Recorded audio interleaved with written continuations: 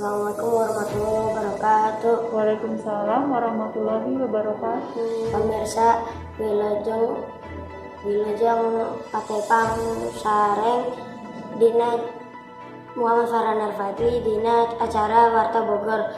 Warta anu baris kapada kabupaten nyaeta korban longsor di desa Tanduraya diajar di tenda. Pemirsa, puluhan murid sekolah di perkebunan Dewata desa Tanduraya Kecamatan Pasir Jambu Kabupaten Bandung nu dina tanggal 8 Februari 2018 kena kauruk masih kena diajar di tenda darurat. Maranena teu bisa balik deui ka sakolah asal kusibab sibun longsor deui. Puguh pos koordinasi bersama mitigasi informasi jeung bantuan musibah Pasir Jambu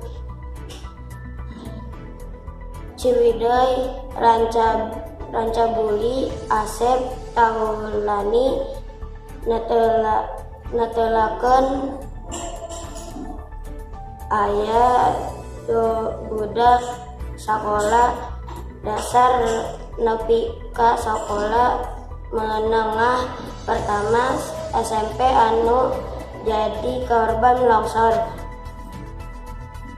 Urang diana arana nyaeta murid SDN Dewata anu sakolahna kelit jeung tempat longsor.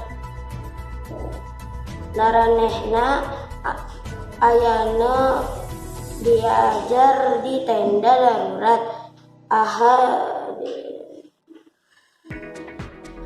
Khusus pikeun kelas genep anu ahad ibu bakal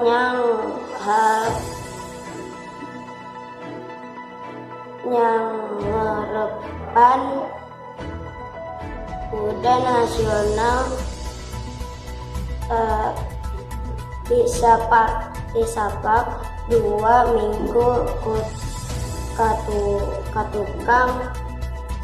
Maranena cicing jeung diajar di umah kepala sakolah SDN Cion dari. Pamirsa, salisak kitu nu capaturi wilujeng patepang Dewi Dona Warta bakal dongkapi amit mundur amit mungkir. Wassalamualaikum warahmatullahi wabarakatuh.